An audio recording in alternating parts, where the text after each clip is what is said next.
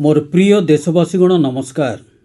आज सारा देश आतंकवाद विरुद्ध रे एकजुट आक्रोशरे पूर्ण एवं संकल्पबद्ध।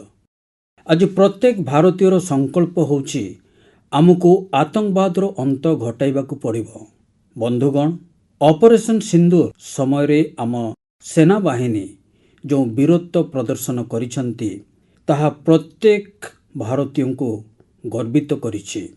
जो सठिकता सहित आम सेना बाहिनी माने सीमा आरपारी रे रहिथिबा आतंकवादी आड्डास्थली गुड़िको ध्वंस कले ताहा बेस चमत्कार।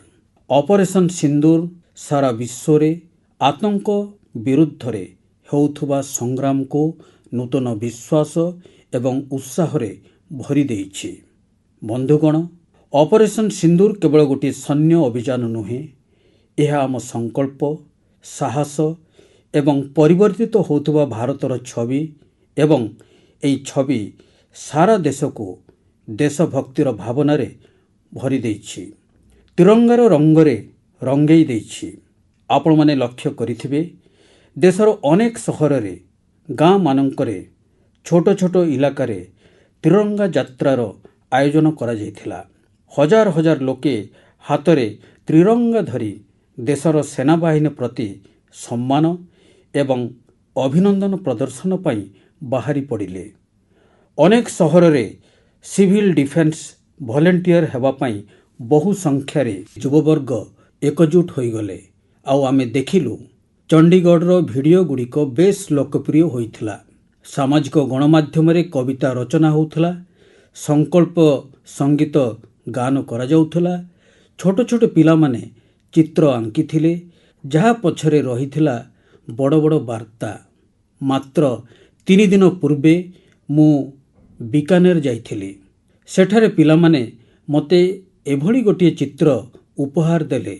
ऑपरेशन सिंदूर देशवासी को एभली भावे प्रभावित करिछि जे अनेक परिवार याकू निज जीवनर अंश करि दैछन्ति। बिहार रो कटिहार रे, यूपी रो कुशीनगर रे, आहुरी मध्य अनेक सहर रे सेही समय रे जन्मग्रहण करिथिबा शिशु मानक ना सिंदूर रखा जाइछि। बंधुगण, आम जवान माने आतंकवाद रो आड्डा गुड़ी को ध्वंस कले। यह तांकर अदम्य साहस थिला। आउ यह सहित सम्मिलित थिला भारत रे निर्मित अस्त्रशस्त्र, उपकरण एवं ज्ञान कौशलर शक्ति। सेथिरे आत्मनिर्भर भारतर संकल्प मध्य थिला। आम इंजीनियर, आम टेक्नीशियन प्रत्येकଙ୍କ स्वेद एही विजय रे सम्मिलित। एही अभियान परे सारा देश रे भोकल फॉर लोकल को नहीं गोटे नूतन शक्ति दृष्टिगोचर होउछि। अनेक कथा मन को छुई जाई थाए। जणे बापा माँ कहिले, एबे आमे आम पिला मानक पई केवल भारत रे तैयारी खेलना ही किनिबो। देशभक्तिर आरंभ शैशवरू ही हेबो। किछि परिवार शपथ करिसंति जे परवर्ती छुट्टी दिन आमे देशर कोनोसी गोटे सुंदर स्थान रे ही अतिबाहित करिबो। अनेक युवक युवती ओड इन इंडिया संकल्प ग्रहण करिसंति। सेमाने भारत रे ही विवाह आयोजन करिवे। कई कई एकता मध्य कहिसंति जे एथर आमे जहा उपहार देबो ताहा कोनोसी भारतीय शिल्पी हाथ रे ही तैयारी होइथिबो। बंधुगण, यह ही तो होउछि भारतर प्रकृत शक्ति, जनमनर एकता, जन भागीदारी। मु आपण समस्त को अनुरोध करुछि, आसंतु एई अवसर रे गोटे संकल्प ग्रहण करिबा। आमे आम जीवन रे यथा संभव देश रे निर्मित वस्तु गुड़िक ही अग्राधिकार देवा। यह केवल अर्थनैतिक आत्मनिर्भरता कथा नुहे, यह होछि राष्ट्र निर्माण रे अंशग्रहणर भावना। आमर गोटे पदक्षेप भारतर प्रगति रे बहुत बड़ योगदान होई परिबो। बंधुगण, बस रे कोनोसी स्थान को जीवा आसिबा केते साधारण कथा, किंतु मु आपण मानकु एमिति गोटे गाँ विषय रे जणाइबाकू चाहूछि जोंठी प्रथम करी गोटे बस पहुंचिछि। वर्ष वर्ष धरी सेठाकार लोके एही दिनटी को अपेक्षा करिथिले।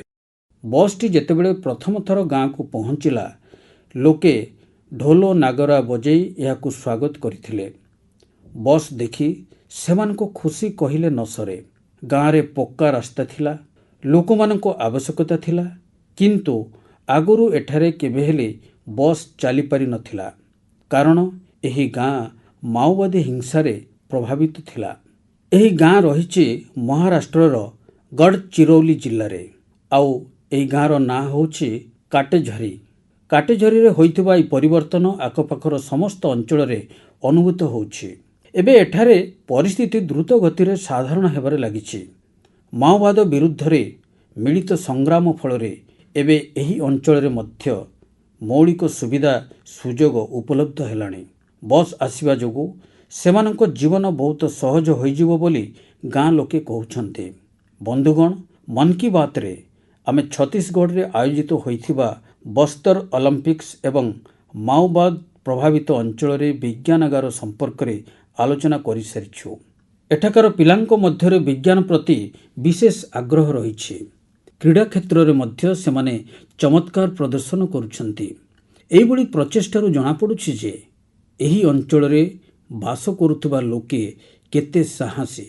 ଏହି ଲୋକେ ଅନେକ ଆହ୍ୱାନର ମୁକାବିଲା କରି ନିଜ ଜୀବନକୁ ସରସ ସୁନ୍ଦର କରିବାର ମାର୍ଗ ଚୟନ କରିଛନ୍ତି। ଏକଥା ଜାଣି ମଧ୍ୟ ମୋତେ ବହୁତ ଖୁସି ଲାଗିଲା ଯେ 10ମ ଏବଂ ଦ୍ୱାଦଶ ଶ୍ରେଣୀର ପରୀକ୍ଷାରେ ଦନ୍ତେୱାଡ଼ା ଜିଲ୍ଲାର ପରୀକ୍ଷା ଫଳ ଖୁବ୍ ଭଲ ହୋଇଛି।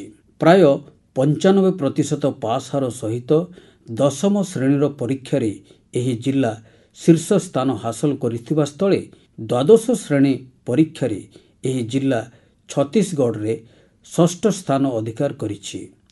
ଚିନ୍ତା କରନ୍ତୁ ତ, ଯେଉଁ ଦନ୍ତେୱାଡ଼ାରେ ଦିନେ ମାଓବାଦ ଚରମ ସୀମାରେ ଥିଲା, ସେଠାରେ ଆଜି ଶିକ୍ଷାର ପତାକା ଉଡ଼ୁଛି। ଏଭଳି ପରିବର୍ତ୍ତନ ଆମ ସମସ୍ତଙ୍କୁ ଗର୍ବରେ ପରିପୂର୍ଣ୍ଣ କରିଦେଇଥାଏ। ମୋର ପ୍ରିୟ ଦେଶବାସୀଗଣ, ଏବେ ମୁଁ ଲାୟନ ବା ସିଂହମାନଙ୍କ ସହିତ ଜଡ଼ିତ ଗୋଟିଏ ଭଲ ଖବର ଆପଣମାନଙ୍କୁ ଦେବାକୁ ଚାହୁଁଛି। ବିଗତ 5 ବର୍ଷରେ ଗୁଜରାଟର ଗିର୍ରେ ସିଂହମାନଙ୍କ ସଂଖ୍ୟା 674ରୁ ବୃଦ୍ଧି ପାଇ 891 ହୋଇଯାଇଛି। 674ରୁ 891। ସିଂହ ଗଣନା ପରେ ସାମ୍ନାକୁ ଆସିଥିବା ଏହି ସିଂହମାନଙ୍କ ଏହି ସଂଖ୍ୟା ବହୁତ ଉତ୍ସାହଜନକ। ବନ୍ଧୁଗଣ, ଆପଣମାନଙ୍କ ମଧ୍ୟରୁ ଅନେକ ଏକଥା ଜାଣିବାକୁ ଚାହୁଁଥିବେ ଯେ ଏନିମାଲ ସେନ୍ସସ୍ ବା ପଶୁ ଗଣନା ହୁଏ କେମିତି। ଏହା ବହୁତ ଆହ୍ୱାନମୂଳକ କାର୍ଯ୍ୟ। ଏକଥା ଜାଣି ଆପଣ ଆଶ୍ଚର୍ଯ୍ୟ ହେବେ ଯେ ସିଂହ ଗଣନା 11ଟି ଜିଲ୍ଲାରେ 35,000 ବର୍ଗ କିଲୋମିଟର ଅଞ୍ଚଳରେ କରାଯାଇଥିଲା। ଗଣନା ପାଇଁ ଦଳ ଦିନ ରାତି 24 ଘଣ୍ଟା ଏହି ଅଞ୍ଚଳ ଉପରେ ଦୃଷ୍ଟି ରଖିଥିଲେ। ଏହି ସମ୍ପୂର୍ଣ୍ଣ ଅଭିଯାନରେ ଭେରିଫିକେସନ୍ ଏବଂ କ୍ରସ୍ ଭେରିଫିକେସନ୍ ଉଭୟ କରାଯାଇଥିଲା।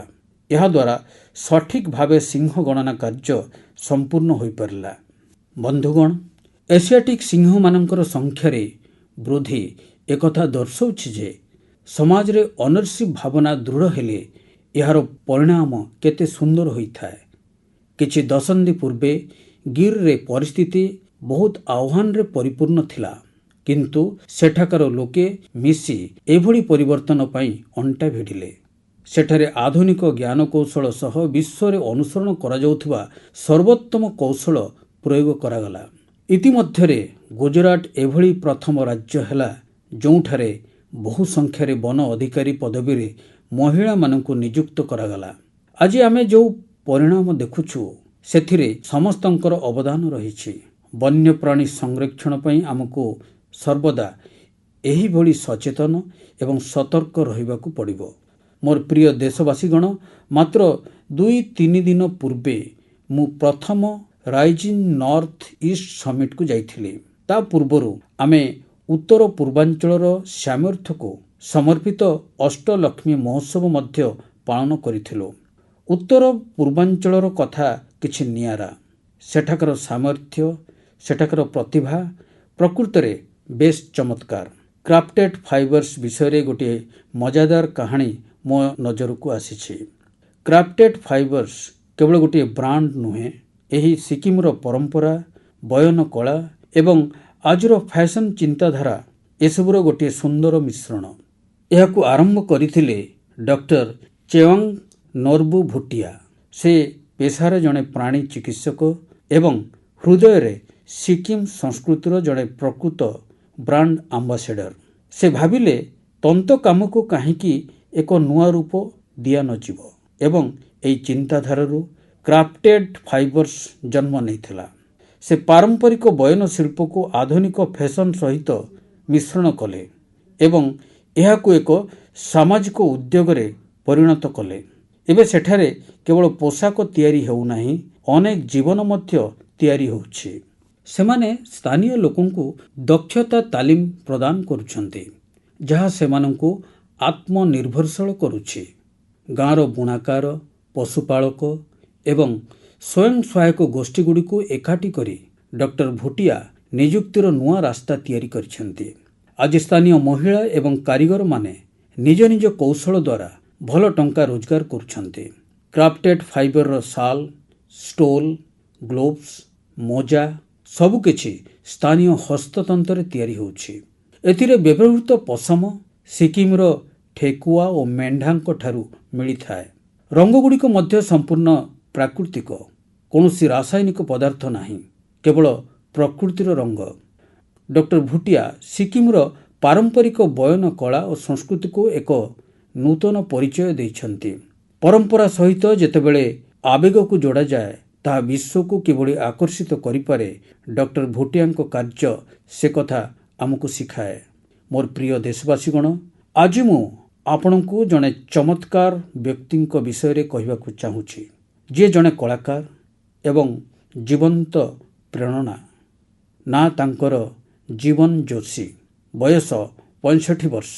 ଏବେ କଳ୍ପନା କରନ୍ତୁ, ଯାହାଙ୍କ ନାମରେ ହିଁ ଜୀବନ ଅଛି, ସେ କେତେ ଜୀବନ୍ତ ହୋଇନଥିବେ।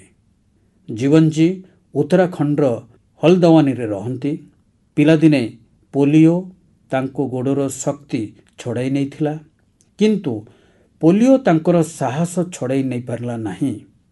ତାଙ୍କ ଚାଲିବାର ଗତି ଧୀର ହୋଇଗଲା ସତ, କିନ୍ତୁ ତାଙ୍କ ମନ କଳ୍ପନାର ପ୍ରତ୍ୟେକ ଉଡ଼ାଣରେ ଉଡ଼ି ଚାଲିଲା। ଏହି ଉଡ଼ାଣରେ ଜୀବନଜୀ ଏକ ଅନନ୍ୟ କଳାକୁ ଜନ୍ମ ଦେଲେ, ଯାହାର ନାଁ ରଖିଲେ ବଗେଟ୍। ଏଥିରେ ସେ ପାଇନ୍ ଗଛରୁ ପଡ଼ିଥିବା ଶୁଖିଲା ଛାଲିରୁ ସୁନ୍ଦର କଳାକୃତି ତିଆରି କରନ୍ତି। ସେହି ଛାଲି, ଯାହାକୁ ଲୋକମାନେ ସାଧାରଣତଃ ଅଦରକାରୀ ବୋଲି ଭାବନ୍ତି, ଜୀବନଜୀଙ୍କ ହାତକୁ ଆସିବା ମାତ୍ରେ ତାହା ଏକ ଐତିହ୍ୟ ପାଲଟିଯାଏ। ତାଙ୍କର ପ୍ରତ୍ୟେକ ସୃଷ୍ଟିରେ ଉତ୍ତରାଖଣ୍ଡ ମାଟିର ସୁଗନ୍ଧ ରହିଛି। କେତେବେଳେ ଏହା ପାହାଡ଼ର ଲୋକବାଦ୍ୟ ଯନ୍ତ୍ର ତ ଆଉ କେତେବେଳେ ଏହା ଏପରି ଅନୁଭବ ହୁଏ, ସତେ ଯେପରି ପାହାଡ଼ର ଆତ୍ମା ସେହି କାଠରେ ପ୍ରବେଶ କରିଛି। ଜୀବନଜୀଙ୍କ କାମ କେବଳ ଏକ କଳା ନୁହେଁ, ଏହା ଏକ ସାଧନା। ସେ ଏହି କଳାରେ ନିଜର ସମଗ୍ର ଜୀବନ ଉତ୍ସର୍ଗ କରିଦେଇଛନ୍ତି। ଜୀବନ ଯୋଶୀଙ୍କ ଭଳି କଳାକାର ଆମକୁ ମନେ ପକାଇ ଦିଅନ୍ତି ଯେ ପରିସ୍ଥିତି ଯାହା ହେଉନା କାହିଁକି, ଯଦି ଉଦ୍ଦେଶ୍ୟ ଦୃଢ଼ ଅଛି, ତେବେ ଅସମ୍ଭବ ବୋଲି କିଛି ନାହିଁ। ତାଙ୍କ ନାମ ଜୀବନ ଏବଂ ସେ ପ୍ରକୃତରେ ଜୀବନ ଜୀଇଁବାର ଅର୍ଥ କ'ଣ ତାହା ଦେଖାଇ ଦେଇଛନ୍ତି। ମୋର ପ୍ରିୟ ଦେଶବାସୀଗଣ, ଆଜି ଅନେକ ମହିଳା ଅଛନ୍ତି ଯେଉଁମାନେ କେବଳ କ୍ଷେତ ନୁହେଁ, ଉଚ୍ଚ ଆକାଶକୁ ମଧ୍ୟ ନିଜ କର୍ମକ୍ଷେତ୍ର ରୂପେ ବାଛିଛନ୍ତି। ଆଜ୍ଞା ହଁ, ଆପଣ ଠିକ୍ ଶୁଣିଛନ୍ତି। ଏବେ ଗାଁର ମହିଳାମାନେ ଡ୍ରୋନ୍ ଦିଦି ସାଜି ଡ୍ରୋନ୍ ଉଡ଼ାଉଛନ୍ତି ଏବଂ କୃଷି କ୍ଷେତ୍ରରେ ନୂଆ ବିପ୍ଳବ ଆଣୁଛନ୍ତି। ବନ୍ଧୁଗଣ, ତେଲଙ୍ଗାନାର ସାଙ୍ଗାରେଡ୍ଡି ଜିଲ୍ଲାରେ ଯେଉଁ ମହିଳାମାନଙ୍କୁ କିଛି ଦିନ ପୂର୍ବରୁ ଅନ୍ୟମାନଙ୍କ ଉପରେ ନିର୍ଭର କରିବାକୁ ପଡ଼ୁଥିଲା, ଆଜି ସେହି ମହିଳାମାନେ ଡ୍ରୋନ୍ ସାହାଯ୍ୟରେ 50 ଏକର ଜମିରେ ଔଷଧ ସିଞ୍ଚନର କାମ ଶେଷ କରୁଛନ୍ତି। ସକାଳେ 3 ଘଣ୍ଟା, ସନ୍ଧ୍ୟାରେ 2 ଘଣ୍ଟା, ବାସ୍ କାମ ଶେଷ। ସୂର୍ଯ୍ୟର ଉତ୍ତାପ ନାହିଁ, ବିଷାକ୍ତ ରାସାୟନିକ ପଦାର୍ଥର ବିପଦ ନାହିଁ। ବନ୍ଧୁଗଣ, ଗାଁ ଲୋକେ ମଧ୍ୟ ଏହି ପରିବର୍ତ୍ତନକୁ ସହୃଦୟ ଗ୍ରହଣ କରିଛନ୍ତି। ଏବେ ଏହି ମହିଳାମାନେ ଡ୍ରୋନ୍ ଅପରେଟର ଭାବେ ନୁହନ୍ତି, ବରଂ ସ୍କାଏ ୱାରିୟର୍ସ ଭାବରେ ଜଣାଶୁଣା। ଏହି ମହିଳାମାନେ ଆମକୁ କହୁଛନ୍ତି, ଯେତେବେଳେ ପ୍ରଯୁକ୍ତି ବିଦ୍ୟା ଏବଂ ଦୃଢ଼ ନିଷ୍ପତ୍ତି ଏକାଠି ହୁଏ, ସେତେବେଳେ ପରିବର୍ତ୍ତନ ସୁନିଶ୍ଚିତ। ମୋର ପ୍ରିୟ ଦେଶବାସୀଗଣ, ଆନ୍ତର୍ଜାତିକ ଯୋଗ ଦିବସ ପାଇଁ ଆଉ ମାସେରୁ ବି କମ୍ ସମୟ ବାକି ଅଛି। ଏହି ଅବସର ଆମକୁ ମନେ ପକାଇ ଦିଏ ଯେ ଯଦି ଆପଣ ଏବେ ବି ଯୋଗରୁ ଦୂରରେ ଅଛନ୍ତି ତେବେ ଏବେ ଯୋଗ ସହିତ ଯୋଡ଼ି ହୁଅନ୍ତୁ। ଯୋଗ ଆପଣଙ୍କ ଜୀବନଯାପନ ଶୈଳୀକୁ ବଦଳାଇ ଦେବ। ବନ୍ଧୁଗଣ, 21 ଜୁନ 2015ରେ ଯୋଗ ଦିବସ ଆରମ୍ଭ ହେବା ପରଠାରୁ ନିରନ୍ତର ଏହାର ଆକର୍ଷଣ ବୃଦ୍ଧି ପାଇବାରେ ଲାଗିଛି। ଚଳିତ ବର୍ଷ ମଧ୍ୟ ଯୋଗ ଦିବସକୁ ନେଇ ସମଗ୍ର ବିଶ୍ୱର ଲୋକଙ୍କ ମଧ୍ୟରେ ଉତ୍ସାହ ଓ ଉଦ୍ଦୀପନା ଦେଖାଯାଉଛି। ବିଭିନ୍ନ ଅନୁଷ୍ଠାନ ସେମାନଙ୍କର ପ୍ରସ୍ତୁତି କଥା ଜଣାଉଛନ୍ତି। ବିଗତ ବର୍ଷଗୁଡ଼ିକର ଫଟୋଗୁଡ଼ିକ ବହୁତ ପ୍ରେରଣା ଦେଇଛି। ଆମେ ଦେଖିଛୁ ଯେ କିଛି ବର୍ଷ ମଧ୍ୟରେ ବିଭିନ୍ନ ଦେଶର ଲୋକେ ଯୋଗ ଚେନ୍ କରିଛନ୍ତି ଏବଂ ଯୋଗ ରିଙ୍ଗ ତିଆରି କରିଛନ୍ତି। ଏଭଳି ବହୁତ ଚିତ୍ର ଅଛି ଯେଉଁଥିରେ 4 ପିଢ଼ି ଏକାଠି ଯୋଗ କରୁଛନ୍ତି। ଅନେକ ଲୋକ ଯୋଗ ପାଇଁ ନିଜର ସହରର ଗୁରୁତ୍ୱପୂର୍ଣ୍ଣ ସ୍ଥାନଗୁଡ଼ିକୁ ବାଛିଥିଲେ। ଆପଣମାନେ ମଧ୍ୟ ଏଥର ଯୋଗ ଦିବସକୁ କିଛି ଆକର୍ଷଣୀୟ ଉପାୟରେ ପାଳନ କରିବା ବିଷୟରେ ଚିନ୍ତା କରିପାରିବେ। ବନ୍ଧୁଗଣ, ଆନ୍ଧ୍ରପ୍ରଦେଶ ସରକାର ଯୋଗ ଆନ୍ଧ୍ର ଅଭିଯାନ ଆରମ୍ଭ କରିଛନ୍ତି। ଏହାର ଲକ୍ଷ୍ୟ ହେଉଛି ସମଗ୍ର ରାଜ୍ୟରେ ଯୋଗ ସଂସ୍କୃତିକୁ ବିକଶିତ କରିବା। ଏହି ଅଭିଯାନ ଅଧୀନରେ ଯୋଗ କରୁଥିବା 10 ଲକ୍ଷ ଲୋକଙ୍କ ପାଇଁ ଏକ ପୁଲ୍ ତିଆରି କରାଯାଇଛି। ଏ ବର୍ଷ ମୁଁ ବିଶାଖାପାଟଣାରେ ଯୋଗ ଦିବସ କାର୍ଯ୍ୟକ୍ରମରେ ଭାଗ ନେବାକୁ ଯାଉଛି। ମୁଁ ଜାଣି ଖୁସି ଯେ ଏଥର ମଧ୍ୟ ଆମର ଯୁବବନ୍ଧୁମାନେ ଦେଶର ଐତିହ୍ୟ ସହିତ ଜଡ଼ିତ ଗୁରୁତ୍ୱପୂର୍ଣ୍ଣ ସ୍ଥାନଗୁଡ଼ିକରେ ଯୋଗ କରିବାକୁ ଯାଉଛନ୍ତି। ଅନେକ ଯୁବକ ଯୁବତୀ ନୂତନ ରେକର୍ଡ ସୃଷ୍ଟି କରିବାକୁ ଏବଂ ଯୋଗ ଶୃଙ୍ଖଳର ଏକ ଅଂଶ ହେବାକୁ ପ୍ରତିଜ୍ଞା କରିଛନ୍ତି। ଆମର କର୍ପୋରେଟ୍ ଗୁଡ଼ିକ ମଧ୍ୟ ଏଥିରେ ପଛରେ ନାହାନ୍ତି। କିଛି ଅନୁଷ୍ଠାନ କାର୍ଯ୍ୟାଳୟରେ ହିଁ ଯୋଗାଭ୍ୟାସ ପାଇଁ ଏକ ଅଲଗା ସ୍ଥାନ ବାଛିଛନ୍ତି। କିଛି ଷ୍ଟାର୍ଟଅପ୍ ଅଫିସ୍ ଯୋଗ ସମୟ ସ୍ଥିର କରିଛନ୍ତି। ଏପରି ମଧ୍ୟ ଲୋକ ଅଛନ୍ତି ଯେଉଁମାନେ ଗାଁକୁ ଯାଇ ଯୋଗ ଶିଖାଇବାକୁ ପ୍ରସ୍ତୁତ ହେଉଛନ୍ତି। ସ୍ୱାସ୍ଥ୍ୟ ଓ ଫିଟନେସ୍ ପ୍ରତି ଲୋକଙ୍କର ଏହି ସଚେତନତା ମୋତେ ଆନନ୍ଦ ଦେଉଛି। ବନ୍ଧୁଗଣ, ଯୋଗ ଦିବସ ସହିତ ଆୟୁର୍ବେଦ କ୍ଷେତ୍ରରେ ମଧ୍ୟ ଏପରି କିଛି ଘଟିଛି ଯାହା ବିଷୟରେ ଜାଣି ଆପଣମାନେ ବହୁତ ଖୁସି ହେବେ। ଗତକାଲି ଅର୍ଥାତ୍ 24 ମେରେ WHOର ମହାନିର୍ଦ୍ଦେଶକ ତଥା ମୋର ବନ୍ଧୁ ତୁଳସୀ ଭାଇଙ୍କ ଉପସ୍ଥିତିରେ ଏକ ବୁଝାମଣା ପତ୍ର ସ୍ୱାକ୍ଷରିତ ହୋଇଛି। ଏହି ରାଜିନାମା ସହିତ ଇଣ୍ଟରନ୍ୟାସନାଲ କ୍ଲାସିଫିକେସନ ଅଫ୍ ହେଲ୍ଥ ଇଣ୍ଟରଭେନସନ୍ସ ଅଧୀନରେ ଏକ ଉତ୍ସର୍ଗୀକୃତ ପାରମ୍ପରିକ ଔଷଧ ମଡ୍ୟୁଲ ଉପରେ କାର୍ଯ୍ୟ ଆରମ୍ଭ ହୋଇଛି।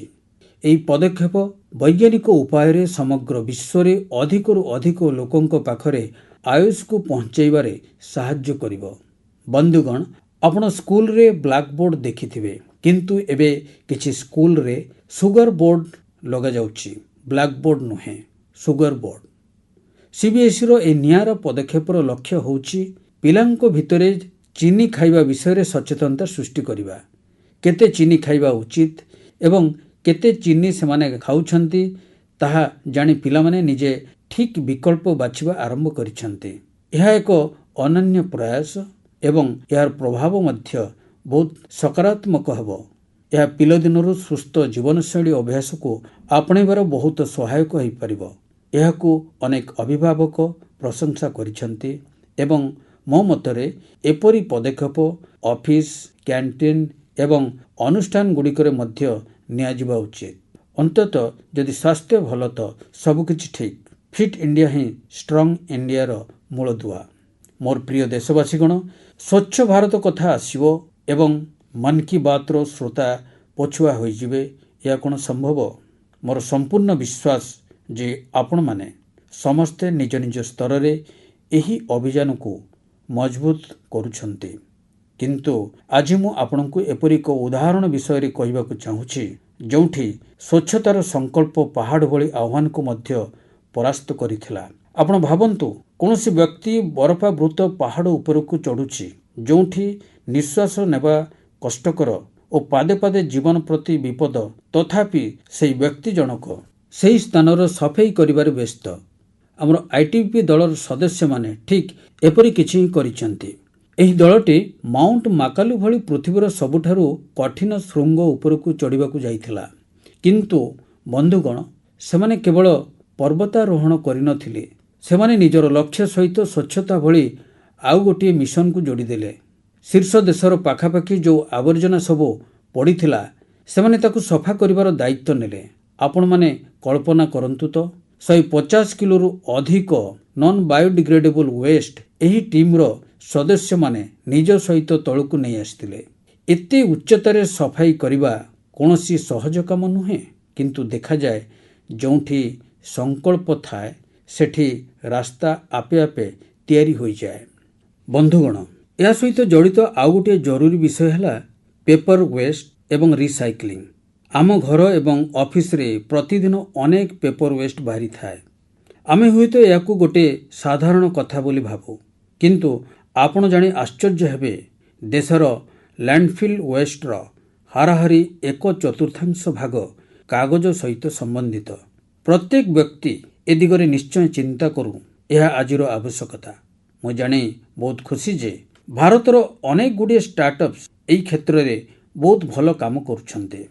ବିଶାଖାପାଟଣା, ଗୁରୁଗ୍ରାମ ଭଳି ଅନେକ ସହରରେ ଅନେକ ଷ୍ଟାର୍ଟଅପ୍ ପେପର ରିସାଇକ୍ଲିଂର ଅଭିନବ ଉପାୟ ଆପଣେଇଛନ୍ତି। କେହି ରିସାଇକେଲ କାଗଜରୁ ପ୍ୟାକେଜିଂ ବୋର୍ଡ ତିଆରି କରୁଛନ୍ତି, ଆଉ କେହି ଡିଜିଟାଲ ଉପାୟରେ ଖବରକାଗଜ ରିସାଇକ୍ଲିଂକୁ ସହଜସାଧ୍ୟ କରୁଛନ୍ତି। ଜାଲନା ଭଳି ସହରରେ କେତେକ ଷ୍ଟାର୍ଟଅପ୍ 100% ରିସାଇକେଲ୍ଡ ମ୍ୟାଟେରିଆଲରୁ ପ୍ୟାକେଜିଂ ରୋଲ୍ ଏବଂ ପେପର କୋର୍ ତିଆରି କରୁଛନ୍ତି। ଆପଣ ଏହା ମଧ୍ୟ ଜାଣି ପ୍ରେରଣା ପାଇବେ ଯେ 1 ଟନ୍ କାଗଜର ରିସାଇକ୍ଲିଂ ହେବା ଦ୍ୱାରା 17ଟି ଗଛ କଟା ହେବାରୁ ରକ୍ଷା ହୋଇପାରିବ ଏବଂ ହଜାର ହଜାର ଲିଟର ପାଣି ସଞ୍ଚୟ ହୋଇପାରିବ। ଆପଣ ଭାବନ୍ତୁ, ଯଦି ପର୍ବତାରୋହୀମାନେ ଏତେ କଠିନ ପରିସ୍ଥିତିରେ ଆବର୍ଜନା ଆଣିପାରୁଛନ୍ତି, ତାହେଲେ ଆମକୁ ମଧ୍ୟ ନିଜ ଘରେ ବା କାର୍ଯ୍ୟାଳୟରେ କାଗଜକୁ ଅଲଗା କରି ରିସାଇକ୍ଲିଂ କରିବାରେ ନିଜର ଯୋଗଦାନ ନିଶ୍ଚୟ ଦେବା ଉଚିତ। ଯେତେବେଳେ ଦେଶର ପ୍ରତ୍ୟେକ ନାଗରିକ ଭାବିବ ଯେ ଦେଶ ପାଇଁ ମୁଁ ଅଧିକ ଭଲ କାମ କ'ଣ କରିପାରିବି, ସେତେବେଳେ ଆମେ ମିଳିମିଶି ବଡ଼ ପରିବର୍ତ୍ତନ ଆଣିପାରିବା। ବନ୍ଧୁଗଣ, ବିଗତ ଦିନମାନଙ୍କରେ ଖେଲୋ ଇଣ୍ଡିଆ ଗେମ୍ସ ବହୁତ ଚମକପ୍ରଦ ରହିଥିଲା। ଖେଲୋ ଇଣ୍ଡିଆ ସମୟରେ ବିହାରର 5ଟି ସହରରେ ଖେଳ ଆୟୋଜିତ ହୋଇଥିଲା। ସେଠାରେ ବିଭିନ୍ନ ବିଭାଗର ଖେଳଗୁଡ଼ିକ ହୋଇଥିଲା। ସାରା ଭାରତରୁ ପ୍ରାୟ 5000ରୁ ଅଧିକ ଖେଳାଳି ସେଠାରେ ଯୋଗ ଦେଇଥିଲେ।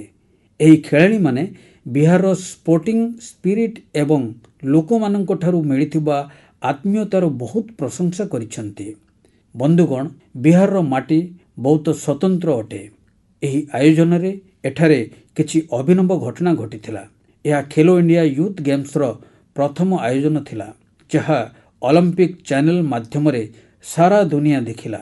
ସାରା ବିଶ୍ୱର ଲୋକମାନେ ଆମର ଯୁବ ଖେଳାଳିମାନଙ୍କର ପ୍ରତିଭାକୁ ଦେଖିଲେ ଏବଂ ପ୍ରଶଂସା କଲେ।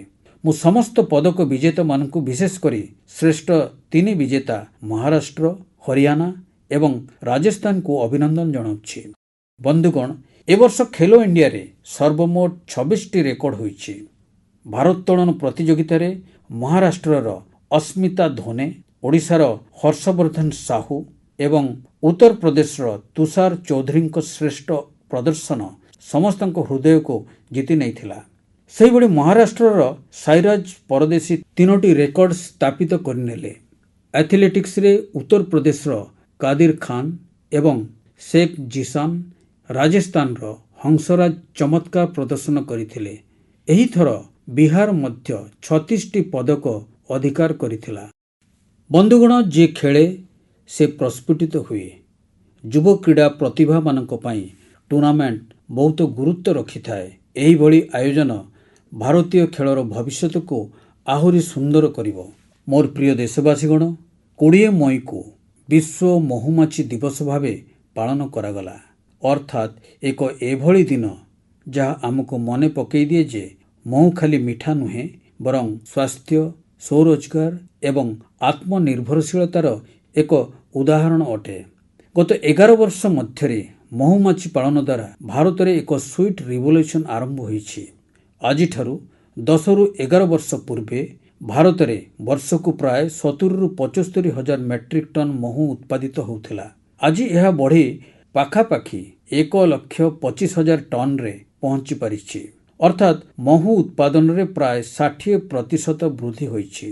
ମହୁ ଉତ୍ପାଦନ ଏବଂ ରପ୍ତାନୀରେ ଆମେ ଦୁନିଆର ଏକ ଅଗ୍ରଣୀ ଦେଶ ଭାବେ ଗଣା ହେଲୁଣି।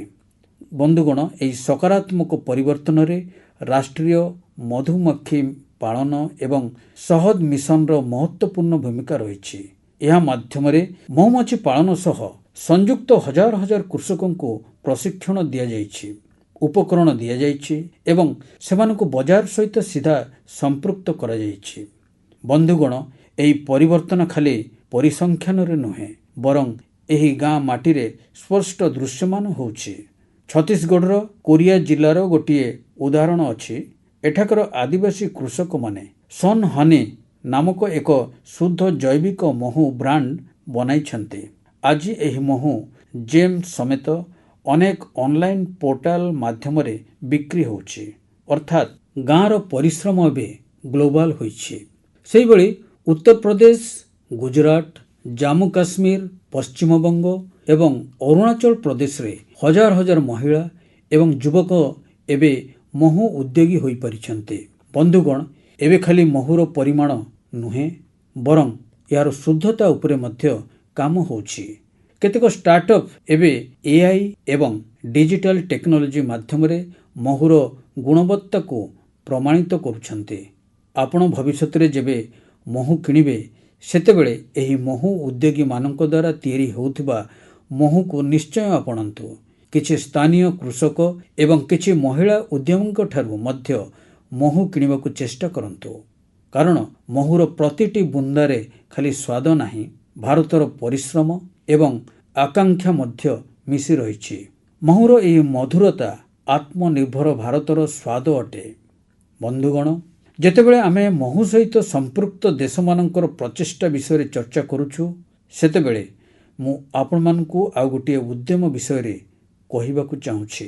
ଏହା ଆମକୁ ମନେ ପକାଇ ଦିଏ ଯେ ମହୁମାଛିର ସୁରକ୍ଷା କେବଳ ପରିବେଶ ପାଇଁ ନୁହେଁ, ଆମ ଚାଷ ଏବଂ ଆଗାମୀ ବଂଶଧରମାନଙ୍କ ପାଇଁ ମଧ୍ୟ ଏକ ଦାୟିତ୍ୱ ଅଟେ। ପୁନେ ସହରର ଗୋଟିଏ ଉଦାହରଣ ଦେଖିବା, ଯେଉଁଠି ଗୋଟିଏ ହାଉସିଂ ସୋସାଇଟିରେ ଗୋଟିଏ ମହୁ ଫେଣାକୁ ହଟାଇ ଦିଆଗଲା। ଏହା ହୁଏତ ସୁରକ୍ଷା କାରଣରୁ କିମ୍ବା ଭୟ ଯୋଗୁଁ ହୋଇଥାଇପାରେ, କିନ୍ତୁ ଏହି ଘଟଣାଟି ଜଣେ ଲୋକକୁ କିଛି ଭାବିବା ପାଇଁ ବାଧ୍ୟ କରିଥିଲା। ଅମିତ ନାମକ ଜଣେ ଯୁବକ ସ୍ଥିର କଲେ ଯେ ମାଛିମାନଙ୍କୁ ନ ହଟାଇ ସେମାନଙ୍କୁ ବଞ୍ଚାଇବାକୁ ପଡ଼ିବ। ସେ ନିଜେ ଶିଖିଲେ, ମହୁମାଛିମାନଙ୍କ ଉପରେ ଗବେଷଣା କଲେ ଏବଂ ଅନ୍ୟମାନଙ୍କୁ ମଧ୍ୟ ନିଜ ସହିତ ଯୋଡ଼ିବା ଆରମ୍ଭ କଲେ। ଧୀରେ ଧୀରେ ସେ ଗୋଟିଏ ଦଳ ଗଠନ କଲେ, ଯାହାର ନାମ ରଖିଲେ ବି ଫ୍ରେଣ୍ଡସ୍, ଅର୍ଥାତ୍ ମହୁମାଛି ମିତ୍ର। ଆଜି ଏହି ବି ଫ୍ରେଣ୍ଡସ୍ ମହୁ ଫେଣାଗୁଡ଼ିକୁ ସୁରକ୍ଷିତ ଭାବରେ ଗୋଟିଏ ଜାଗାରୁ ଅନ୍ୟ ଜାଗାକୁ ସ୍ଥାନାନ୍ତରିତ କରିଦେଉଛନ୍ତି। ଉଦ୍ଦେଶ୍ୟ ହେଲା ଲୋକମାନଙ୍କ ପାଇଁ ବିପଦ ନ ହେଉ ଏବଂ ମହୁମାଛିମାନେ ଜୀବିତ ରୁହନ୍ତୁ। ଅମିତ ବାବୁଙ୍କର ଏହି ପ୍ରଚେଷ୍ଟାର ପ୍ରଭାବ ମଧ୍ୟ ଅତି ଉତ୍ସାହଜନକ ହେଲା। ମହୁମାଛିମାନଙ୍କର କଲୋନି ବଞ୍ଚି ରହିଲା, ମହୁ ଉତ୍ପାଦନ ମଧ୍ୟ ବଢ଼ି ଚାଲିଛି ଏବଂ ସବୁଠାରୁ ଗୁରୁତ୍ୱପୂର୍ଣ୍ଣ କଥା ହେଲା ଲୋକମାନଙ୍କ ମଧ୍ୟରେ ସଚେତନତା ମଧ୍ୟ ବଢ଼ିଛି। ଏହି ପ୍ରଚେଷ୍ଟା ଆମମାନଙ୍କୁ ଶିକ୍ଷା ଦିଏ ଯେ ଯେତେବେଳେ ଆମ ପ୍ରକୃତି ସହିତ ତାଳମେଳ ରଖି କାମ କରିବା, ତେବେ ତାହାର ଲାଭ ସମସ୍ତଙ୍କୁ ମିଳିବ।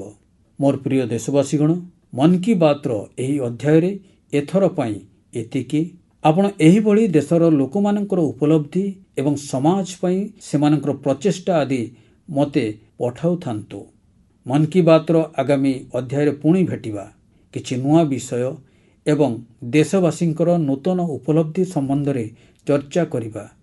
ମୁଁ ଆପଣମାନଙ୍କ ମତାମତ ଅପେକ୍ଷାରେ ରହିଲି। ଆପଣ ସମସ୍ତଙ୍କୁ ବହୁତ ବହୁତ ଧନ୍ୟବାଦ। ନମସ୍କାର।